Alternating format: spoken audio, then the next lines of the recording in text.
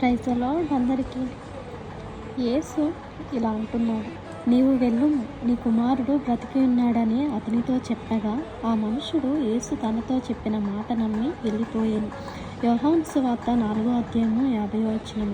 ప్రార్థన చేయనప్పుడు మీరు అడుగుచున్న వాటి నెలను పొంది ఉన్నామని నమ్ముడి. మార్కు సువార్త 11:24.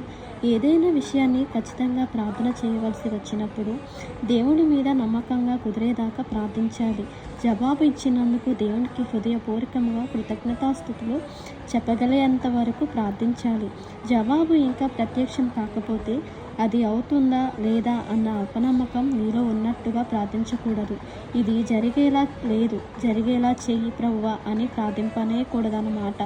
అలాంటి ప్రార్థన ఏమీ సహాయం చేయదు, సరికదా, అడ్డుబండాయి కూర్చుంటుంది.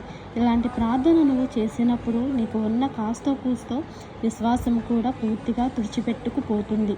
ఇలాంటి ప్రార్థన చేయాలనే ప్రేరేపణ ఖచ్చితంగా సాతాను నుండి వచ్చినదే.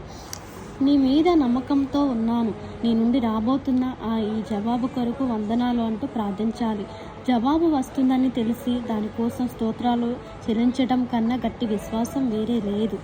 అన్నీ చక్కగా అమరుతూ ఉంటే నీవు విశ్వాసాన్ని ఎప్పుడూ నేర్చుకోలేవు. నిశ్శబ్దమైన వేళల్లో దేవుడు తన వాగ్దానాలను మనకిస్తాడు. విశ్వాసం అన్నది ఒక ఆలోచన కాదు, ఒక దృశ్యం కాదు, ఒక వివేచన కాదు. దేవుడు మాటను ఉన్నదన్నట్టుగా నమ్మడం. ఆందోళన ఎప్పుడు మొలకెత్తుతుందో విశ్వాసం అప్పుడే వాడిపోతుంది. నిజమైన విశ్వాసం పుట్టడమే ఆందోళనకు స్వస్తి. ఇప్పుడైతే మనం చెలరేగే తుఫానుల్లో మన సాటి వాళ్ళంతా భయంతో వణికిపోతున్న వేళ జయోత్సాహంతో కేకపెట్టాలి. దేవుడు చెప్పినట్టే చివరికి జరుగుతుంది, నేను ఆయనను నమ్ముతున్నానని. Praise the lord.